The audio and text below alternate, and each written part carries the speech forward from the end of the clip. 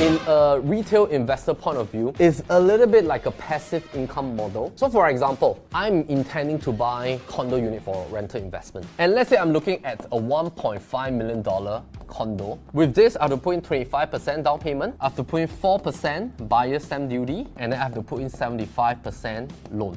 So this will be 1.125. This will be approximately about 432,000. Now with this amount, this forms my down payment and my tax, provided this is my first property. Alright, so for example, hubby, wife owns a unit already. This is for own stay in Singapore, and then hubby decides that, hey, I want to buy an additional condo for rental investment as a family together. So we have one own stay property, we have one rental investment property.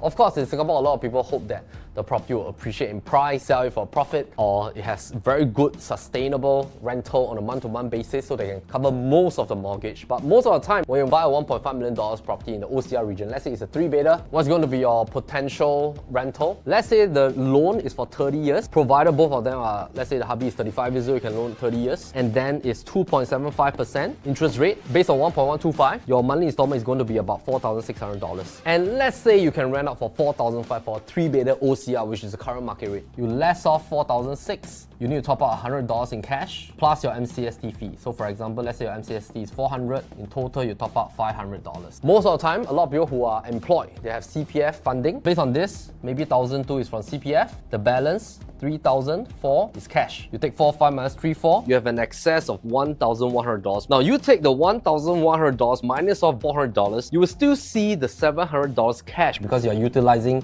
your CPF per month. So this is usually the concept that we invest in Singapore properties, based on rental play as well as a combination of capital play. In terms of our price point, the key fundamental to investing in a property in Singapore is a hunt for properties with a high potential of capital appreciation. Why?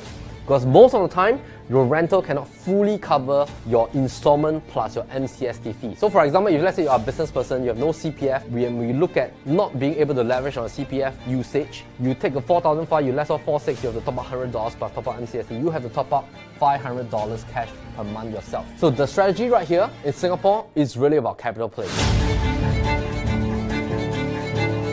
If your property don't appreciate, what's going to happen is that your ROI is going to be affected. This is very suitable if you are in that scenario. However, if let's say you're thinking about alternative investment, let's say for example, you are retiring. Maybe you're in the age of 55 to 65 and you have already, let's say, downsized. You sold off your condo, you bought a small condo 2-bedder, you have a set of capital that you want to deploy. Having a full payment into a $1.5 million property and you want to get a rental of $4,500 a month. Now, vis-a-vis this gross rental, how much would that be? We usually take $4,500 times 11 months. And why is it that we times 11 months is because we want to reserve 1 month for professional fees, maintenance fee, and management fee and stuff like that. This is for the $9,500 divided by 1.5 million. That will give us 3.3%, almost net rent.